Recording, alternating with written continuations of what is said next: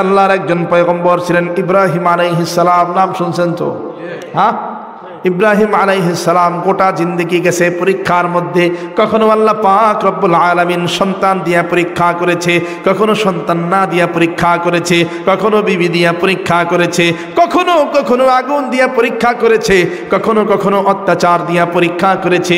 সব পরীক্ষায় ইব্রাহিম আলাইহিস সালাম নাম্বার 1 হয়ে গেছে। ছোট্টবেলা কোরআনের মধ্যে লম্বা চড়া আলোচনা আছে। ছোটবেলায় ইব্রাহিম পয়গম্বর যখন তার বাবা ছিলেন, ইব্রাহিম পয়গম্বরের বাবা তার ধর্মের অনুসারী ছিলেন না। ইব্রাহিম পয়গম্বরের বাবা ছিলেন মূর্তি পূজারী। শুধু মূর্তি পূজারী না, মূর্তি বানাইতো। আজর কি নাম জোরে কর না, এত লম্বা ইতিহাস বলার সময় নাই। আজর যতটুকু বলার দরকার বলি। আজর আল্লাহ পাক রব্বুল আলামিন ইব্রাহিম পয়গম্বরের মস্তিষ্কের মধ্যে ঢুকায়া দিলেন, ইব্রাহিম যাও, যায় বাপকে জিগাও। কোরআনের মধ্যে আয়াত আছে, লি আবিহি ওয়া কওমিহি মাযা তা'বুদুন। বাবাকে জিজ্ঞাসা করো তোমার বাপ তার এলাকাবাসী কোন খোদার ইবাদত করে। ইব্রাহিম পয়গম্বর বাবার কাছে এসে ডাক দিয়ে বলে, বাবা কোন খোদার ইবাদত করো, কোন রবের ইবাদত করো, তুমি কার ইবাদত করো, তোমার এলাকাবাসী কার ইবাদত করে। ইব্রাহিম পয়গম্বরের বাবা আজর ডাক দিয়ে বলে, ইব্রাহিম এই যে এতগুলো খোদা বানায় রাখছি তুমি কি চোখে দেখো না? অনেক খোদা তো বানায় রাখছি। ইব্রাহিম পয়গম্বরকে কে বানাইছে? আমি বানাইছি। তুমি বানাইলে তো খোদা তোমার হওয়ার কথা। যে যারে বানায় সে তার কারিগর হয়, খোদা হয়। ওই যে রুটি বানায়, রুটি খোদা কি রুটি হয় না? যে বানায় সে হয়। রুটির কারিগর বলে যে কারিগর, কারিগর স্রষ্টা। রুটির কারিগর যে বলে, কারিগর কি রুটি রে বলে না, যে বানায় তারে বলে। দেখবেন মাঝে মাঝে রুটির কারিগর যদি দোকানে না থাকে তাহলে বলে, হুজুর আজকে রুটির কারিগর নাই, কারিগর আসে নাই, এই কারণে আজকে রুটি তৈয়ার হইতেছে না। কারিগর মানে যে বানায়। তুমি যদি ওরে বানাইলা তাহলে কারিগর স্রষ্টা তো তোমার হওয়ার কথা, সে আবার কেমনে স্রষ্টা হবে? কোরআনের মধ্যে আরো যুক্তি আছে, লা তাকুলুন, তারা খাইতে পারে না। গায়ের মধ্যে মশা মাছি পড়লে তারা সেই মশা মাছি তাড়াইতে পারে না। এগুলারে কেমনে খোদা মানবো? এর চেয়ে বড় কোনো খোদা থাকলে সেই খোদার সন্তান দাও। ইব্রাহিম পয়গম্বরের বাবা আজর বলে, হ্যাঁ এর চেয়েও বড় খোদা আছে। বলে কে? কয় ওই যে সিংহাসনের মধ্যে বসা নমরুদ, সে হলো সবার বড় খোদা। জোরে বলেন না নাউজুবিল্লাহ। ইব্রাহিম পয়গম্বর ডাক দিয়ে বলে, আরো আগে মানতে পারলাম না। নমরুদকে যদি খোদা মানতে হয়, আমি ইব্রাহিম আরো আগে তারে খোদা মানলাম না। নমরুদের দরবার পর্যন্ত সংবাদ পৌঁছায় গেছে, সবাই তোমারে খোদা মানে, ইব্রাহিম নামক একজন তোমারে রব মানে না, খোদা মানে না। সৈন্যবাহিনী পাঠায় দিয়েছে, যাও ইব্রাহিমকে ধরে নিয়ে আসো। ইব্রাহিম আলাইহিস সালামকে নমরুদের দরবারে হাজির করা হয়েছে, উপস্থিত করা হয়েছে। নমরুদ ডাক দিয়ে বলে, ইব্রাহিম সবাই তো আমারে রব মানলো, তুমি কেন রব মানলা না? কোন কারণে তুমি আমাকে রব মানতে চাও না? ইব্রাহিম পয়গম্বর তখন ডাক দিয়ে বলে, ও নমরুদ, আমি ইব্রাহিম যখন আসমানের দিকে তাকাই দেখি আসমান বড় সুন্দর। যখন আমি জমিনের দিকে তাকাই দেখি জমিন বড় সুন্দর। যখন আমি পাহাড়ের দিকে তাকাই দেখি পাহাড় বড় সুন্দর। যখন আমি সমুদ্রের দিকে তাকাই দেখি সমুদ্র বড় সুন্দর। ফুল বাগানে গেলে দেখি এক একটা ফুল এক এক রকমের সুন্দর। ফল বাগানের ভিতরে গেলে দেখি এক একটা ফল এক এক রকমের সুস্বাদু, এক এক রকমের সুন্দর। কিন্তু নমরুদ, আমি যদি তোমার চেহারার দিকে তাকাই, যখনই তোমার চেহারার দিকে তাকাই দেখি চেহারা সুন্দর না। এত সুন্দর সুন্দর সৃষ্টির স্রষ্টা যদি তুমি হইয়াই থাকো, তাহলে এই সুন্দর সৃষ্টি করার সময় তোমার চেহারা সুন্দর বানাইতে কি ভুলে গেছিলে নাকি? চেহারা সুন্দর বানাইতে কি ভুলে গেছিলা? এই সব এত সুন্দর করে বানাইছো, চেহারাটা সুন্দর বানাইতে পারো নাই? চেহারাকে সুন্দর করে দেখা। ইব্রাহিম পয়গম্বর বুঝাইতে চাইলেন, নমরুদ, যেই খোদা, যেই রব এত সুন্দর করে আসমান বানায়, জমিন বানায়, যে রব এত সুন্দর করে পাহাড় বানায়, ঝর্ণা বানায়, সমুদ্র বানায়, সেই রব অন্তত তোমার মতো অসুন্দর হওয়ার কথা না। সেই রব না জানি আরো কত সুন্দর। এই সুন্দর ফুল, সুন্দর ফল, মিঠা নদীর পানি, খোদা তোমার মেহেরবানি। এই সুন্দর ফুল, সুন্দর ফল, মিঠা নদীর পানি, খোদা তোমার মেহেরবানি, খোদা তোমার মেহেরবানি। কার মেহেরবানি? জোরে কন্যা, আরো জোরে কন্যা, কার? নমরুদ তো বুঝা ফেলাইছে। নমরুদ কয় আমি তো এই চেহারারে সুন্দর বানাইয়া কখনো দেখাইতে পারবো না, চেহারা সুন্দর বানানো সম্ভব না, মেকআপ দিলেও সম্ভব না। ওই 1 ঘন্টা 2 ঘন্টার জন্য মেকআপ দিয়ে চেহারা পরিবর্তন করা যায়, কিন্তু লং সময়ের জন্য, দীর্ঘ সময়ের জন্য মেকআপ দিলেও কাজ হয় না। ঘামায় গেলে মেকআপ শেষ। হ্যাঁ, ঘামায় গেলে, গরমের দিনে মেকআপ লাস্টিং করে না, ঘামায় গেলে মেকআপ শেষ। মেকআপ দিয়েও তো চেহারা পরিবর্তন করা যাবে না, এটা প্যাঁচ লাগাই দিই। ইব্রাহিম, আমি শত হইলেও এই এলাকার রাজা, বাদশাহ, এই রাজ্যের বাদশাহ, আমার চেহারা নিয়ে প্রশ্ন করার অধিকার তোমার দেওয়া হয়নি। চেহারা নিয়ে প্রশ্ন করতে পারবা না, তুমি একজন প্রজা, আমি হলাম রাজা। আমার চেহারা নিয়ে তুমি কথা বলার কি? চেহারা নিয়ে প্রশ্নবাদ, অন্য কিছু থাকলে সেটা বলো। ইব্রাহিম পয়গম্বর বলে, অন্য কি? তোমার খোদার কোনো ক্ষমতা থাকলে সেই ক্ষমতার কথা বলো, আমি আমারটা বলি, মিলায় দেখি মিলে কিনা। যদি তোমার খোদার মতো আমারও পাওয়ার থাকে, ক্ষমতা থাকে, তো আমিও খোদা। ইব্রাহিম পয়গম্বর ডাক দিয়ে বলে, নমরুদ, দুনিয়ার সব ক্ষমতা হলো আমার রবের ক্ষমতা, কোনটা রেখা কোনটার কথা বলবো, কোনটা রেখা কোনটার কথা বলবো? নমরুদ বলে, দেখি একটার কথা বলো। ইব্রাহিম পয়গম্বর বলে, রব্বিয়াল্লাযী ইউহয়ী ওয়া ইউমীত, আমার রবের প্রথম ক্ষমতা, একটা ক্ষমতার কথা বলি। আমার রবের প্রথম ক্ষমতা হলো, আমার রব জীবন দেনেওয়ালা, মৃত্যু দেনেওয়ালা। আমার রব যাকে চান তাকে জীবন দিতে পারে, যাকে চান তাকে মৃত্যু দিয়ে দিতে পারেন। পারেন কি পারেন না? নমরুদ কেটে কোনো ব্যাপার হইল? হ্যাঁ, আমিও তো বলি। লম্বা ইতিহাস। জল্লাদকে ডাক দিয়ে কয়, জল্লাদ 2টা আসামি ধরে আনতো। আসামি ধরে আনছে, একজনকে মারো, একজনকে ছাড়ো। একজন মারছে, একজন ছাড়ছে। ডাক দেখি ইব্রাহিম, চাই দেখো, তুমি যে বললা তোমার রব চাইলেই মারতে পারে, ওই যে আমি চাইলাম একজনকে মারলাম, আবার চাইলাম একজনকে ছেড়ে দিলাম। তোমার রব নাকি চাইলেই জীবন দিতে পারে, ওই যে চাইলাম একজনকে জীবন দিয়ে দিলাম। ইব্রাহিম পয়গম্বর বলে, কই থেকে ধরে আনছো? জেলখানার থেকে।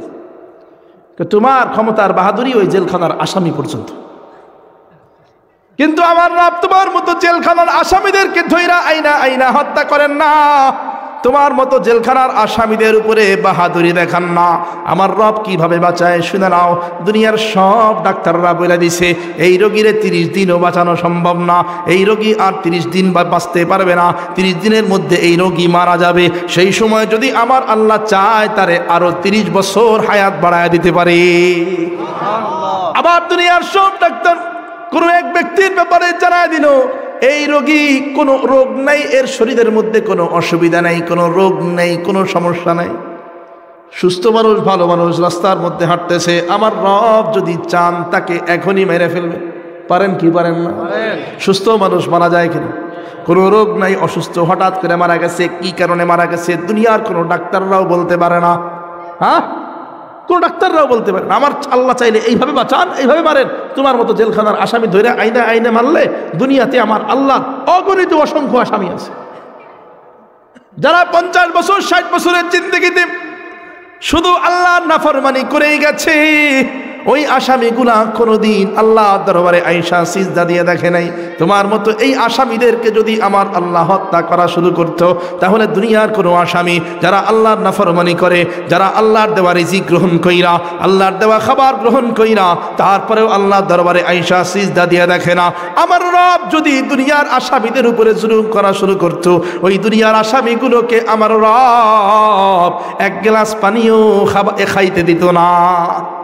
কিন্তু দেখো, দুনিয়ার আসামিদেরকেও আমার রব 5 বেলা খাওয়ায়। কয় বেলা? তোমার মতো জুলুম করে না, জুলুম করে না। নমরুদ কয়, প্রশ্নই বাদ। যেহেতু তুমি মানতেছো না, প্রশ্নই বাদ। দেখি তোমার রবের আরেকটা পাওয়ারের কথা বলো, এইটাই শেষ, আর বলার দরকার নাই, আরেকটা বলো। ইব্রাহিম পয়গম্বর বলে, তাহলে শুনুন, আমার রবের আরেকটা পাওয়ার শুনুন, আমার রবের আরো একটা ক্ষমতার কথা শোনো। আমার রবের আরেকটা ক্ষমতা হলো, ফাইন্নাল্লাহ ইয়াতি বিশ-শামসি মিনাল মাশরিক।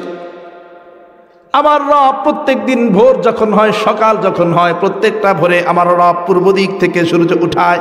কোন দিক থেকে? জোরে কন্যা, কোন দিক থেকে সূর্য ওঠে?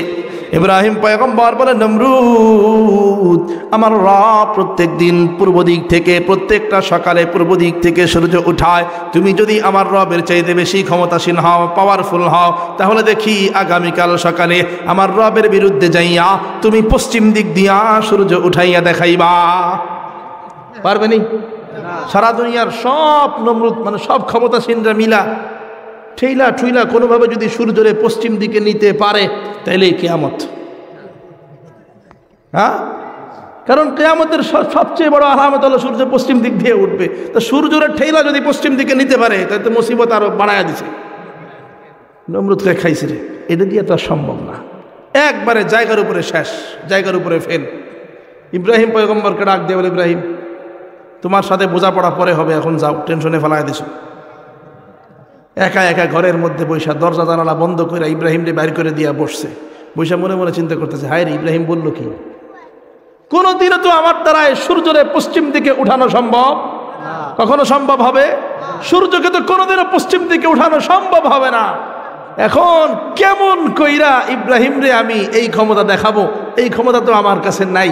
নিজেরটা তো অন্তত নিজে টের পায়। গুনাহ কোনটা করছি আমি তো জানি, আশপাশের লোকজন না জানলেও আমি তো জানি। আমার বাহাদুরি কতটুকু আছে আশপাশের লোকজন না জানলে আমি তো জানি। নমরুদ কয়, ফাফড় দিয়ে বিপদে না বললাম, ফাফড় টাফড় মারছিলাম যে আমি ক্ষমতাসীন তোমার রবের মতো, এখন থেকে বিপদে ফেলায় দিছে। একা একা দরজা জানালা সব বন্ধ করে মনে মনে চিন্তা করতেছে কি করা যায়। এই ইব্রাহিম যদি এই দেশে থাকে মানুষকে তো বলে দিবে যে আমার এই ক্ষমতা নাই। মানুষ যদি তখন আমার আর খোদা মানবে না, রব মানবে না। খোদা মানবে কি? চেয়ারেই বসবার দিবে না। কি করা যায়? ইব্রাহিমরে কেমনে দেশ ছাড়া করা যায় মনে মনে চিন্তা করতেছে, ফোন দিয়ে আটতেছে কেমন কইরা দেশ ছাড়া করা যায়। দরজা জানালা বন্ধ, নিজের চোখও বন্ধ, মনে মনে চিন্তা করতেছে কারো সঙ্গে যে পরামর্শ করবে, পরামর্শ করতে গেলেই তো গোমর ফাঁস হয়ে যাবে। পরামর্শ করতে গেলেই তো সমস্যা। কি করবে এখন? একা একা চোখ বন্ধ করে চিন্তা করতেছে। হঠাৎ করে চোখ খুলে দেখে সামনে এক বুজুর্গ বসা। কৃতি কই থেকে আসলি? বিশাল এক বুজুর্গ সামনে বসা, দরজা বন্ধ, জানালা বন্ধ, তুমি আসলা কোত্থেকে? বুজুর্গ ডাক দিয়ে কয়, আমি বুজুর্গ মানুষ তো, আমার ঘরে ঢোকার জন্য দরজাও লাগে না, জানালাও লাগে না। আমি চাইলে মানুষের মনের মধ্যেও ঢুকতে পারি, আমি চাইলে মানুষের রগে রগেও ঢুকতে পারি। বুজুর্গর নাম কি পেতে পারবেন? হ্যাঁ যেরকম না, মানুষের রগে রগে ঢুকতে পারে কে? হ্যাঁ, বোঝানোর জন্য সিস্টেম করে বললাম আর কি। মানুষের রগে রগে ঢুকতে পারে কে? শয়তান। মানুষের মনের মধ্যে ঢুকতে পারে কে? কে পারে? শয়তান। নমরুদ কে আসলে? হ্যাঁ। তাহলে দেখি বলো, দেখো তুমি কি আমার মনের মধ্যে ঢুকতে পারবা? হ্যাঁ। দেখি বলো, এতক্ষণ আমি কি চিন্তা করতেছিলাম? তুমি চিন্তা করতেছিলা ইব্রাহিমরে কেমনে দেশ ছাড়া করবা। মিলছে নি? মিলা গেছে নি? মিলা গেলেই বড় পিস। এখন কেউ মনের কথা বলছে তো বড় পিস। পীর সাহেবের মাথার মধ্যে, গায়ের মধ্যে, কি বলে, শরীরের মধ্যে কাপড় আছে না নাই দেখার সময় নেই। ওই যে মনের কথা বলে ফেলাইছে যে আপনাদের এইদিকে দেখি নোয়াখালী তো কুমিল্লার দিকে না কোথায়, আর 4-5 বছর আগে দেখছিলাম এক বাবা বেরোয়ছিল, বিডি বাবা। ইউটিউবে সার্চ দেন, বানায় কথা বলতেছে না, ইউটিউবে সার্চ দিয়ে, যাদের ইউটিউব আছে সার্চ দিয়ে দেখেন, বিডি বাবা লেখলেই সব চলে আসবে। তার দরবারের এক চিকিৎসা, যে যাবে তারা 3টা করে বিড়ি দেয়। সব সমস্যার সমাধান বিডি বাবার অবদান। কন্যা নাউজুবিল্লাহ। 3টা করে বিড়ি দেয়।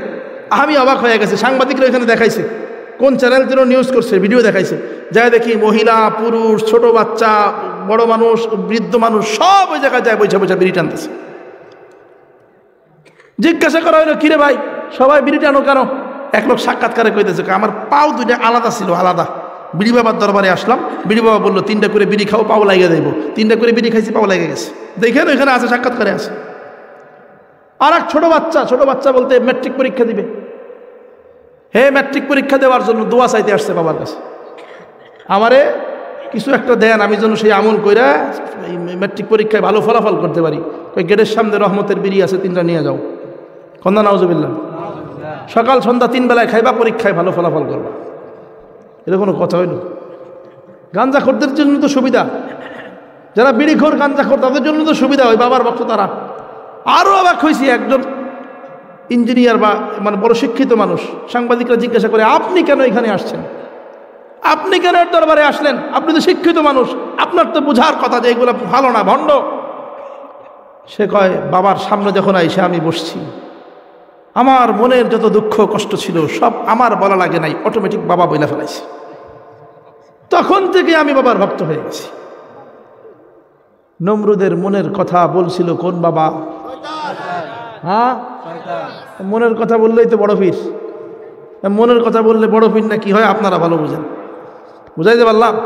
মনের কথা বললেই বড় পীর মাইরা ফেলায়েন না। বড় পীর হওয়ার জন্য বাহ্যিক যোগ্যতা লাগে, ভেতরগত যোগ্যতা লাগে। ভেতরের যোগ্যতা তো আর আপনি দেখবেন না, বাইরের যোগ্যতা অন্তত দেখবেন। বাইরে কি আছে? মাথার থেকে নিয়ে পা পর্যন্ত যদি সুন্নত থাকে তাহলে সে পীর হওয়ার যোগ্য। আর যদি শরীর থাকে ল্যাংটা, গায়ের মধ্যে কোনো কাপড় নাই, মাথার মধ্যে টুপি নাই, মুখের মধ্যে দাড়ি নাই, সে আবার কেমন পীর? পীর চিনতে হলে আগে দেখবেন বাহ্যিকভাবে মাথা থেকে নিয়ে পা পর্যন্ত সুন্নত আছে কিনা। থাকলে পীর হওয়ার যোগ্য, আর না থাকলে সে পীর হওয়ার যোগ্য না। বুঝাইতে পারলাম? ওই তো লম্বা ইতিহাস, ওই দিকে যাইতেছি না। এখন শয়তান পরামর্শ দেয়, নমরুদ শয়তানটা জিগায় কি করণীয় কও তো ভাই, আমি তো বিপদে পড়ে গেছি, তুমি বুজুর্গ মানুষ একটা সিদ্ধান্ত দাও। শয়তানের পরামর্শ অনুযায়ী শয়তান পরামর্শ দেয়, ইব্রাহিমরে আগুনে ফেলায় মাইরে ফেলাও, আর নাইলে এ তোমার বহু ঝামেলা করবে। আগুনে ফেলায় মারবো, জনগণকে কি জবাব দিব? জনগণ যদি বলে ভালো একজন মানুষকে কেন আগুনে পোড়াইলা, জনগণকে জবাব দিবা তো পরের কথা। আগুনের কুণ্ডুলি বানাইয়া জনগণকে দাওয়াত দিবা, দাওয়াত দিয়ে আনার পরে জনগণকে বলবা আমাকে রব না মানলে ইব্রাহিমের মতো এইভাবে আগুনের শাস্তি দেওয়া হবে। তাতে ভয়ে ভয়ে জনগণ তোমারে খোদা মানবে, ভয় পাবে জনগণ, আর কেউ ইব্রাহিমের মতো নাফরমানি করবে না। ভয় পাবে জনগণ, ভয় পাওয়া যাবে। আর দ্বিতীয়ত ইব্রাহিমের ঝামেলাও দূর হয়ে যাবে। এক কাজে দুই কাজ। বিশাল লম্বা ইতিহাস। আগুনের কুণ্ডুলি জ্বালানো হয়, আগুনের কুণ্ডুলি বানায়া 40 দিন পর্যন্ত, মতান্তরে 12 দিন 17 দিন, কোন কোন কিতাবের মধ্যে 40 দিন পর্যন্ত এসেছে, জ্বালিয়ে লাল করে ফেলা হয়েছে। ইব্রাহিম পয়গম্বরকে আগুনে ফেলে দেওয়ার জন্য আগুনের কুণ্ডুলির পাশে নিয়ে যাওয়া হয়েছে। ওইদিকে আল্লাহ পাক রব্বুল আলামিনের দরবারে ফেরেশতারা যাইয়া হাজির। ও আল্লাহ, ওই যে তোমার খলিলকে আগুনের মধ্যে ফেলায় দেয়, আল্লাহ আল্লাহ তাড়াতাড়ি কোনো ব্যবস্থা গ্রহণ করো, আর নাইলে তোমার খলিলকে আগুনের মধ্যে ফেলে দেওয়া হবে। ও রব, তাকায় দেখো কিভাবে আগুনকে জ্বালানো হয়েছে। কেউ পড়তে দেরি হবে, পুড়তে দেরি হবে না। আগুনের অবস্থা এতটা ভয়াবহ। ও আল্লাহ, তাড়াতাড়ি কোনো ব্যবস্থা গ্রহণ করো। আল্লাহ পাক রব্বুল আলামিন ফেরেশতাদের কথা শুনি না। আল্লাহ পাক রব্বুল আলামিন জিবরাইল আমিনকে ডাক দেয়, ও জিবরাইল হাজির হও। জিবরাইল আমিন আল্লাহর দরবারে যাই হাজির। আল্লাহ পাক রব্বুল আলামিন ডাক দিয়ে বলে, জিবরাইল জমিনের মধ্যে তাড়াতাড়ি ছুটে যাও, বিশাল এক শক্তিশালী ফেরেশতার বাহিনী নিয়ে জমিনের মধ্যে যাইয়া হাজির হয়ে যাও। যা দেখো আমার খলিল, আমার দোস্ত, আমার ইব্রাহিম কোন ধরনের সাহায্য চায়, কোন ধরনের সহযোগিতা চায়। জিবরাইল আমিন অসংখ্য অগণিত শক্তিশালী ফেরেশতার বাহিনী নিয়ে জমিনে আইসা হাজির হয়ে গেছে। ডাক দিয়া বলে, ওগো আল্লাহর খলিল, আমরা ফেরেশতারা আপনাকে সাহায্য করার জন্য এসেছি। ওগো আল্লাহর খলিল, কোন ধরনের সাহায্য চান, কোন ধরনের সহযোগিতা চান, শুধু একবার বলেন। এক শক্তিশালী ফেরেশতা আয়েশা ডাক দিয়া বলে, কানের কাছে দাঁড়াইয়া ডাক দিয়া বলে, ওগো আল্লাহর খলিল, আমার দায়িত্ব হলো জমিনের যতগুলো সাগর আছে ওই সমুদ্রের পানিগুলো নাড়াচাড়া করা হলো আমার দায়িত্ব। আপনি শুধু একবার অর্ডার করেন, গোটা সমুদ্রের পানিগুলো আইনা নমরুদের আগুনের কুণ্ডুলির উপরে ফালায় দে। দেখি আগুন কেমনে জ্বলে, দেখি আগুন কেমনে জ্বলে। আরো এক ফেরেশতা ডাক দিয়ে বলে, ওগো আল্লাহর খলিল, আমার দায়িত্ব হলো জমিনে বিভিন্ন স্থানে বৃষ্টি বর্ষণ করা। শুধু একবার অর্ডার করেন, আগুনের কুণ্ডুলি বরাবর বৃষ্টি দেওয়া শুরু করে দিই। কেমন করে আগুন জ্বলে আমি ফেরেশতা দেখে নেব। আর এক ফেরেশতা এসে ডাক দিয়ে বলে, ওগো আল্লাহর খলিল, আমার ক্ষমতা হলো, আমার দায়িত্ব হলো জমিনের মধ্যে তুফান দেওয়া, ঝড় দেওয়া, বাতাস দেওয়া, জমিনের মধ্যে ঝড় দিয়া জমিনকে ছিন্ন বিচ্ছিন্ন করে দেওয়া। আপনি শুধু একবার অর্ডার করেন, এমন বাতাস দেওয়া শুরু করব, এমন তুফান দেওয়া শুরু করব, এমন ঝড় দেওয়া শুরু করব। শুধু নমরুদের আগুনের কুণ্ডুলি নয়, বরঞ্চ নমরুদের যেই প্রাসাদ আছে ওই আগুনের কুণ্ডুলি সহ, প্রাসাদ সহ সব কিছু নিয়া উড়াইয়া পৃথিবীর আর এক প্রান্তে ফেলায় দেব। অর্ডার করেন, শুধু অর্ডার করেন। ইব্রাহিম পয়গম্বর ডাক দিয়ে বলে, ওগো জিবরাইল, এত শক্তিশালী ফেরেশতা নিয়া যেই সময় তোমরা আমাকে সাহায্য করার জন্য এসেছো, সেই সময় আমার রব কোথায়, আমার আল্লাহ কোথায়, ঘুমায় গেছে নাকি? জিবরাইল ডাক দিয়া বলে, লা তাখুযুহু সিনাতু ওয়ালা নাওম। এমন এক রবের উপরে ঈমান এনেছেন, আপনার রব কখনো ঘুমায় না, তার কোনো ঘুম আসে না, ঘুমের ঝিমটিও আসে না, বরঞ্চ রব সদা সর্বদা কুদরতি নজর দিয়া তাকায় থাকে। কোন বান্দা না জানি কোন সময় আইসা রবরে ডাক দেয়, কুদরতি নজর দিয়ে গুনাহগার বান্দার দিকে তাকায় থাকে। হাদিসের মধ্যে এসেছে, ওই তাহাজ্জুদের সময়ে বান্দার নিকটতম আসমানে আইসা বান্দাকে রব উল্টা ডাক দেয়, মাইয়াস্তাগফিরুনি, কোন গুনাহগার বান্দা আছো দিনের বেলা গুনাহ করেছো? কোন গুনাহগার বান্দা আছো তওবা করতে চাও দিনের বেলা সারাদিন গুনাহ করেছো, এমন এমন জঘন্যতম অপরাধ করেছো, মনে মনে ভাবতেছো আমার অপরাধের কথা দুনিয়ার মানুষ জানতে পারলে আমারে সমাজে জায়গা দিবে না, আমার অপরাধের কথা গুনাহের কথা দুনিয়ার মানুষ জানতে পারলে আমারে চেয়ারে বসবার দিবে না, আমারে সমাজে চলবার দিবে না, আমারে মানুষের সঙ্গে মিশবার দিবে না, এত জঘন্য গুনাহ করেছো। আল্লাহ পাক সেই গুনাহগার বান্দাকে ডাক দেয়, ও বান্দারে আয় আয়, দিনের বেলা গুনাহ করেছিস তো কি হয়েছে বান্দা? লা তাকনাতু মির রাহমাতিল্লাহ, আমার রহমত থেকে নিরাশ হয়ে যাও না।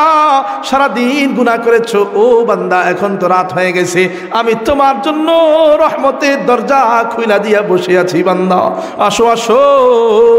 রাত্রিবেলায় আইসা আমার দরবারে 2 রাকাত তাওবার নামাজ পড়া 2 হাত তুইলা আমারে বলো মালিক যত গুনাহ করেছি গুনাহ করব না, খাঁটি দিলে আমার দরবারে তুমি আইসা তওবা করো। আল্লাহ পাক রব্বুল আলামিন বলেন, ও বান্দা তোমার তওবা করতে দেরি হবে, ফাগফির লাহু, আমি মালিকের ক্ষমা করতে দেরি হবে না। अल्लाह अल्लाह क्या मज़ा मुर्शिद की मई खाना में है, दोनों आलम के हकीकत एक पैमाना में है, शमा में हिम्मत कहा जो एक परवाना में है, लुत्फ जीने में नहीं जल जल के मर जाने में है, लुत्फ जीने में नहीं जल जल के मर जाने में है। जरे कन अल्लाह अकबर। ইব্রাহিম পয়গম্বর ডাক দিয়ে বলে, জিব্রাইল আমি আগুনের কোন পাশে আছি আমার রব দেখতেছেন কিনা? জিব্রাইল বলে, হ্যাঁ হ্যাঁ আপনি আগুনের কোন পাশে আছেন, আপনার রব কুদরতি নজর দিয়া কুদরতি চোখ দিয়া আপনার দিকে তাকায় আছেন। ইব্রাহিম পয়গম্বর তখন সাথে সাথে ডাক দিয়ে বলে, জিব্রাইল আমার রব যদি আমার দিকে তাকায়াই থাকেন তাহলে ভালো কইরা শুনে নাও, দুনিয়ার কোনো ক্ষমতাসীন ব্যক্তির কোনো সাহায্যের প্রয়োজন আমার নাই। আসমানের যত ক্ষমতাসীন ফেরেশতা হোক না কেন, আসমানের কোনো ক্ষমতাসীন ফেরেশতার সাহায্যের দরকারও আমার নাই, বরঞ্চ হাসবি আল্লাহ ওয়া নি'মাল ওয়াকিল, আমি ইব্রাহিমের জন্য একমাত্র আমার আল্লাহ যথেষ্ট। ইয়াকি মিসলে খলিলাতিশ নশিনি यकीन अल्लाह मस्तिही खुद गुज़ीनी, यकीन अल्लाह मस्तिही खुद गुज़ीनी। अल्लाह पाक रब्बुल आलमीन इब्राहिम पैगम्बरेर जवाब शोनार साथे साथे फेरेस्तादेरके डाक दिया बोले, ओ फेरेस्तारा फेरत चले आसो। फेरेस्तारा डाक दिया बोले, अल्लाह पाठाइला साहाज्य करार जन्य। সাহায্য তো করতেই পারলাম না, তার আগে কাউ ডাক দিয়া কাউ ফেরত চলে যাইতে আল্লাহ এখন পর্যন্ত সাহায্য করতে পারি নাই। আল্লাহ পাক রব্বুল আলামিন ডাক দিয়ে বলে, ওগো ফেরেশতারা তোমাদেরকে সাহায্য করার জন্য পাঠাই নাই, বরং তোমাদেরকে পাঠানোর মাধ্যমে আমি আমার খলিলের ভালোবাসা মোহাব্বত পরীক্ষা করেছি। আমার খলিল কতটুকু আমার উপরে ভরসা রাখে সেটা পরীক্ষা করেছি, তার অন্তরের মধ্যে কতটুকু আমার প্রতি ভালোবাসা আছে, বিশ্বাস আছে, আমি সেইটা পরীক্ষা করেছি। আর ফেরেশতারা আমার খলিল আমার পরীক্ষার মধ্যে 100 নম্বর পায়া নাম্বার 1 হয়ে গেছে, পাস করে গেছে, ফেরত চলে আয়। ফেরেশতারা ফেরত চলে গেছে। লম্বা ইতিহাস, নমরুদের বাহিনী ইব্রাহিম আলাইহিস সালামকে আগুনের মধ্যে ফালায় দেবে ভাব। আবার ফেরেশতারা ডাক দিয়ে কয়, আল্লাহ, ফেরেশতারা ফরিয়াদ জানায়, আল্লাহ ওই যে আগুনের মধ্যে ফালায় দিল আল্লাহ। এইবার আল্লাহ পাক রব্বুল আলামিন আরশে আজিম থেকে সরাসরি কুদরতি কণ্ঠে ডাক দিলেন। কুদরতি কণ্ঠে আল্লাহ পাক রব্বুল আলামিন আগুনকে সরাসরি ডাক দিলেন, ইয়া নার। আগুন কার কথা শুনে জোরে কন্যা? আপনাকে আমাকে বারবার আল্লাহ পাক রব্বুল আলামিন ডেকেছেন, ইয়া আইয়ুহাল্লাযীনা আমানু, হে ইমানদারগণ অমুক কাজ করো, অমুকটা কইরো না, নামাজ পড়ো, যাকাত দাও, রোজা রাখো। আল্লাহ পাক বারবার ডেকে ডেকে বলেছেন, আমরা তারপরেও শুনতে চাই না। কিন্তু আগুনকে আল্লাহ পাক রব্বুল আলামিন যখনই ডাক দিলেন, ইয়া নার, আগুনের জবান খুলে যায়। আগুন ডাক দিয়ে বলে, লাব্বাইকা ইয়া রাব, লাব্বাইকা ইয়া আল্লাহ। ও আল্লাহ, অর্ডার করো, তোমার অর্ডারের অপেক্ষায় আছি, আমি হাজির। আল্লাহ পাক রব্বুল আলামিন ডাক দিয়ে বলে, আগুন কুনি বারদা, তোমার মধ্যে আমার ইব্রাহিম এসে বসবে, তোমার মধ্যে কয়েক মুহূর্তের মধ্যে তোমার মধ্যে আমার ইব্রাহিম এসে বসবে। ও ও আগুন, সাবধান সাবধান, আমার ইব্রাহিমের যেন কষ্ট না হয়। এই জন্য তোমার প্রতি আমার অর্ডার হলো কুনি বারদা, ইব্রাহিমের জন্য তুমি শীতল হয়ে যাও, ঠান্ডা হয়ে যাও। আগুন আবার ডাক দিয়ে কয় আল্লাহ ঠান্ডা হওয়ার জন্য বললা, ঠান্ডার পরিমাণ তো জানায় দাও নাই। ঠান্ডা হতে হতে যদি বরফ হয়ে যায়, ওই বরফের মধ্যে বসলেও তো তোমার শরীরের কষ্ট হয়ে যাবে। ওরা ঠান্ডার পরিমাণ জানায় দাও। আল্লাহ পাক রব্বুল আলামিন জানায় দিলেন ওয়াসালাম আলা ইব্রাহিম, আমার ইব্রাহিমের জন্য শান্তিদায়ক ঠান্ডা হয়ে যাও, শীতল শান্তিদায়ক ঠান্ডা হওয়া। তার মানে তখনই তোমার মধ্যে আমার ইব্রাহিম আইসা বসবে, তখন তার কাছে যেন এমনটা মনে না হয় যে দুনিয়ার কোনো বরফের টুকরার উপরে আইসা বসলাম, এমন যেন মনে না হয়, অথবা আগুনের কোনো কুণ্ডলীর মধ্যে আইসা বসলাম এমনও যেন মনে না হয়। বরঞ্চ তোমার মধ্যে আমার দোস্ত আমার ইব্রাহিম যখনই আইসা বসবে, তার কাছে যেন মনে হয় জান্নাতের বাগানের মধ্যে বসেছি। মিসলে খলিলাতি শিনশিনি यकीन अल्लाह मस्तिही खुद गुज़ीनी, यकीन अल्लाह मस्तिही खुद गुज़ीनी। তাহলে বুঝা থাকলে বলেন ইব্রাহিম পয়গম্বর আগুনের পাশে বৈশা ভরসা করেছে কার উপরে? আল্লাহ পাক তো ফেরেশতাদেরকে পাঠাইছিলেন সাহায্য করার জন্য, সেই ফেরেশতাদের উপরেও ভরসা করেন নাই, পাঠাই দিয়েছেন ফেরেশতারা তোমাদের কোনো দরকার নাই। হাসবি আল্লাহ ওয়া নি'মাল ওয়াকিল, আমার জন্য আমার রব যথেষ্ট, আমার জন্য আমার আল্লাহ যথেষ্ট। ও ফেরেশতারা তোমরা ফেরত চলে যাও, তোমরা ফেরত চলে যাও, তোমরা ফেরত চলে যাও। তার মানে ইয়াকিন ছিল কার উপরে? বিশ্বাস ছিল কার উপরে? আল্লাহ পাক রব্বুল আলামিন সূরা আনফালের 2 নম্বর আয়াতের শেষের অংশের মধ্যে এটাই বুঝিয়েছেন। ঈমানদার বান্দার তৃতীয় নম্বর চিহ্ন হলো ওয়া আলা রাব্বিহিম ইয়াতাওয়াক্কালুন। ঈমানদার বান্দা মুসিবতে পড়লে কার উপরে ভরসা করবে? ঈমানদার বান্দা আগুনের পাশে বসলেও কার উপরে ভরসা করবে? সমুদ্রের মধ্যে গেলেও ভরসা করবে কার উপরে? ঈমানদার বান্দা অসুস্থ হয়ে গেলেও ভরসা করবে কার উপরে? ঈমানদার বান্দা দুনিয়ার সমস্যায় জর্জরিত হয়ে গেলেও ভরসা থাকবে কার উপর? তাহলে ঈমানদার বান্দার চিহ্ন কয়টা? জোরে কন্যা কয়টা? 1 নম্বর কার ভয়? আবার বলেন কার ভয়? 2 নম্বর কিসের মোহাব্বত? জোরে বলেন না কিসের মোহাব্বত? 3 নম্বর কার ভরসা? জোরে কন্যা কার ভরসা? ইব্রাহিম পয়গম্বরের ভরসা ছিল কার উপরে? কত পার্সেন্ট ভরসা ছিল? হ্যাঁ, ঈমানদার কত পার্সেন্ট? সিদ্দিক আকবর আবু বকর সিদ্দিক রাদিয়াল্লাহু তাআলা আনহুর অন্তরে ভয় ছিল কার? কত পার্সেন্ট ভয় ছিল? ঈমানদার কত পার্সেন্ট? তাইলে ঈমানদারের চিহ্ন কয়টা? জোরে কন্যা কয়টা? 1 নম্বর কি? জোরে বলেন। 3 নম্বর কি? পারে নাই। 3 নম্বর? হ্যাঁ, পরীক্ষা নিলাম, মনে রাখতে হবে। 1 নম্বর আল্লাহর ভয়, 3 নম্বর আল্লাহর ভরসা, মাঝখানে যে 2 নম্বর ছিল সেটা কি? আবার বলেন 2 নম্বর কি? 1 নম্বর, 2 নম্বর, 3 নম্বর মনে থাকবে? আল্লাহর ভয়, কোরআনের মোহাব্বত, আল্লাহর উপরে ভরসা। যার অন্তরে যত পার্সেন্ট থাকবে, এই 3 চিহ্ন যার অন্তরে যতটুকু আছে সে ততটুকু ঈমানদার। এখন যদি কারো অন্তরে 100% থাকে, তাহলে কালকে তার আপনার ওয়াজ শোনার দরকার নেই, আপনি ঘুমান। এত বড় ঈমানদারে আমি কেমনে বয়ান করি? কিন্তু যদি কারো অন্তরে কম থাকে, আল্লাহর ভয় কম আছে, কোরআনের মোহাব্বত কম আছে, আল্লাহর প্রতি ভরসা কম আছে, অসুস্থ হয়ে গেলে আগে দৌড় দেন ডাক্তারের কাছে, আগে আল্লাহরে বলেন না। সবাই তো এই রোগের রোগী। শহরের বড় কোন ডাক্তার আছে তার কাছে আগে আল্লাহরে আইসা বলেন নাই আল্লাহ অসুস্থ হয়ে গেছি, অসুস্থতা দেওয়ার মালিক তুমি, সুস্থ করার মালিক তুমি। কেউই তো বলি না। আল্লাহর উপরে ভরসা কতটুকু আছে, যার অন্তরে যতটুকু আছে সে ততটুকু ঈমানদার। কথা বুঝাইতে পারলাম? এই 3টা চিহ্ন দিয়ে নিজেকে আগে পরীক্ষা করবেন, বালিশে মাথা লাগায়া চোখ বন্ধ করে পরীক্ষা করবেন আল্লাহর ভয় আছে কিনা, কোরআনের মোহাব্বত আছে কিনা, আল্লাহর ভরসা আছে কিনা।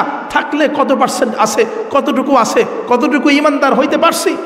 যদি মনে হয় না এখন ঈমানদার পরিপূর্ণ হইতে পারি না, এই পার্সেন্টেজ কম আছে, 30%, 20% আছে, কেমনে বাড়াইতে হয় সেই ফিকির করেন। যদি মনে হয় যে না দাওয়াতে তবলিগের মেহনত করলে হয়তোবা আমার ঈমান বাড়বে, দাওয়াতে তবলিগের মেহনত করেন। যদি মনে হয় না কোনো পীরের দরবারে যাওয়া লাগবে, হক্কানি আলেমের দরবারে যাওয়া লাগবে, যান। যদি মনে হয় না তাতেও হবে না, মসজিদে আয়েশা সিজদায় পড়ে কান্না করা লাগবে, সারা রাত কান্না করেন। উদ্দেশ্য হবে ঈমানকে মজবুত করা। কোন ডাক্তারের চিকিৎসা নেবেন সেটা আপনি খুঁজে বের করবেন। জ্বর হলে তো ঠিকই টের পান, নোয়াখালীর মধ্যে সবচাইতে বড় ডাক্তার কে? ঠিকই তো খুঁজে বের করে ফেলেন। ঠিক তেমনিভাবে কোন ডাক্তারের চিকিৎসা নেবেন সেটা আপনার ব্যাপার। আগে রোগ ধরেন, রোগ আছে কিনা, ইমানের কমজোরি আছে কিনা, কমজোরি থাকলে কেমনে বাড়াইতে হয়, কোন আলেমের দরবারে গেলে বাড়বে, কোন আলেমের কথা শুনলে বাড়বে, কোন তবলিগের মেহনত করলে বাড়বে, কোন পীরের দরবারে গেলে বাড়বে, সেটা আপনার বিষয়। ইমানকে মজবুত করার চেষ্টা করতে হবে। পারবো তো ইনশাআল্লাহ। এই 3 চিহ্ন দিয়া মাঝে মাঝে 3টা চিহ্ন মনে রাখা, মাঝে মাঝে অন্তত আশেপাশের লোককে দেখার দরকার নাই, কার ইমান আছে না আছে সেটা দেখার দরকার নাই। অন্তত নিজের কথা তো নিজে জানি, কোথায় গুনাহ করছি আমি জানি, আমার অন্তরে কতটুকু আল্লাহর ভয় আছে আমি জানি, কোরআনের মহাব্বত কতটুকু আছে আমি জানি, আল্লাহর ভরসা কতটুকু আছে আমি জানি। নিজেকে একটু পরীক্ষা করবেন। পারবেন তো ইনশাআল্লাহ? পারবেন তো ইনশাআল্লাহ? 3টা চিহ্ন মনে থাকবে তো ইনশাআল্লাহ? আবার লাস্টবার জিগাই 3 চিহ্ন কি কি মনে আছে তো? 1 নম্বর কি? জোরে বলেন কি? 2 নম্বর কি? হ্যাঁ 2 নম্বর কি? কোরআনের মহাব্বত। 3 নম্বর কি? আল্লাহর ভরসা। ওয়াজ করতে পারবেন না আপনারা কালকে? হ্যাঁ এই 3টা পারবেন তো? যে ভাই তোমার নিজেকে চেনার জন্য 3টা চিহ্ন দিয়ে পরীক্ষা করবা। 1 নম্বর দেখবা তোমার মধ্যে আল্লাহর ভয় আছে কিনা, 2 নম্বর দেখবা কোরআনের মহাব্বত আছে কিনা, 3 নম্বর দেখবা আল্লাহর ভরসা আছে কিনা। যতটুকু আছে তুমি ততটুকু ইমানদার হইতে পারছো। এই মূল ওয়াজ। বুঝাইতে পারলাম? আল্লাহ পাক আমাদের সবাইকে এই 3টা চিহ্ন মনে রাখা, ইয়াদ রাখা, মাঝে মাঝে নিজেকে পরীক্ষা কইরা খাঁটি ইমানদার হওয়ার তৌফিক দান করেন। সবাই বলেন আমিন। ওয়া আখিরু দাওয়ানা আলহামদুলিল্লাহি রাব্বিল আলামিন। হ্যাঁ কথা বলবে আর তো কিছু নাই নাকি? হ্যাঁ সবাই والصلاة والسلام على أشرف الأنبياء والمرسلين وعلى آله وأصحابه أجمعين. ربنا ظلمنا أنفسنا وإن لم تغفر لنا وترحمنا لنكونن من الخاسرين. আয় আল্লাহ রহমান, আয় রহিম, আয় করিম, আয় আল্লাহ গভীর রাত্র হয়ে গেছে, তারপরেও আমরা কিছু গুনাহগার বান্দা তোমার শাহী দরবারে হাত তুলেছি। আল্লাহ আয় আল্লাহ ফিরাইয়া দিবা না, ফিরাইয়া দিলে কার কাছে যাব, কার কাছে যায়া চাইব? আল্লাহ আমাদের যাওয়ার কোনো জায়গা নাই, আমাদের চাওয়ার কোনো দরবার নাই। আল্লাহ বড় আশা দিয়া তোমার দরবারে ভিখারির মতো 2 হাত তুলেছি। আল্লাহ আল্লাহ মেহেরবানি করে আমাদের গুনার দিকে না তাকায়া তোমার রহমান রহিম নামের ওসিলা করে আল্লাহ আমাদের জিন্দেগির সব গুনাহ তুমি ক্ষমা করে দাও। আল্লাহ আল্লাহ কুদরতি নজর দিয়ে তাকায় দেখুন কতগুলো বান্দা তোমার দরবারে 2 হাত তুলেছে। আল্লাহ যারা হাত তুলেছি কতজনের বাবা অন্ধকার কবরে চলে গেছে। আল্লাহ আল্লাহ কতজনের মা দুনিয়া থেকে চির বিদায় নিয়ে চলে গেছে। আল্লাহ সন্তান তো জানে না বাবা কবরে কেমন আছে, আল্লাহ সন্তান তো জানে না মা কবরে কেমন আছে।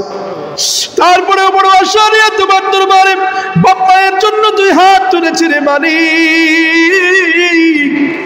আল্লাহ মেহেরবানি করে সন্তানের যার বাবা নাই মা নাই তার বাপ মায়ের কবরকে তুমি জান্নাতের টুকরা বানায় দাও। আল্লাহ আল্লাহ তার বাপ মাকে তুমি চিরতরে ক্ষমা করে দাও। আল্লাহ আল্লাহ কতজন হাত তুলেছে, কতজনের দাদা দাদি নানা নানি আত্মীয় স্বজন জন প্রিয়জন মুহাব্বতের মানুষের জন্য কতজনে হাত তুলেছি। আল্লাহ আল্লাহ জানি না কার কোন মুহাব্বতের মানুষ দুনিয়া থেকে বিদায় নিয়ে চলে গেছে।